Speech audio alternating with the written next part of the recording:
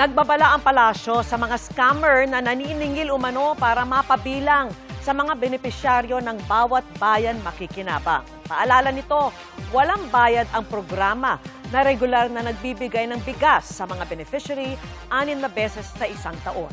Nakatutok si Darlene Kai.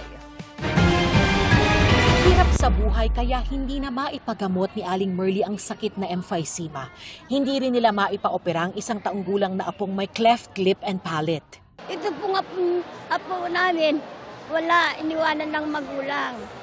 Kaya ang anak ko po nang susuporta sa apo niya, nangangalakal lang po siya. Sana po matulungan niyo po kami sa financial po ng mga apo ko. Kaya malaking tulong daw ngayong ilang araw na hindi po problemahin ng kanyang pamilya ang kakainin. Matapos mapasama sa mahigit 3,000 benepisaryo sa Tarlac ng programang Sa Bagong Pilipinas, Bawat Bayan Makikinabang. 6 na beses sa isang taon silang tatanggap ng tig 10 kilong bigas. Bahagi rin ng programa ang pamamahagi sa 500 barangay sa Tarlac ng tig 200,000 piso ng Office of the President. Kalahati ng pondo ay para sa mga napiling presidential scholars at kalahati ay para sa anumang proyektong nais ng bawat barangay. May nagsasabi, tinutulungan mo lang yung mga kung saan kayo nanalo, kung saan kayo natalo, hindi kayo na tumutulong. Hindi po tayo ganoon.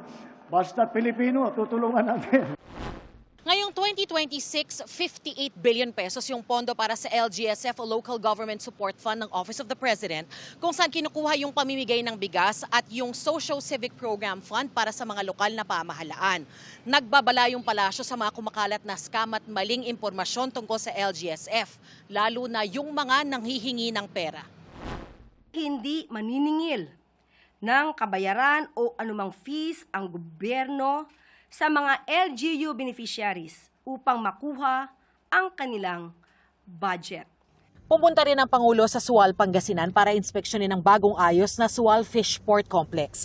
Inaasahang mapapabuti nito ang paghawak at pagproseso ng mga isda para mapawasan ang post-harvest losses at mapalawak ang pamilihan ng mga mangingisda roon.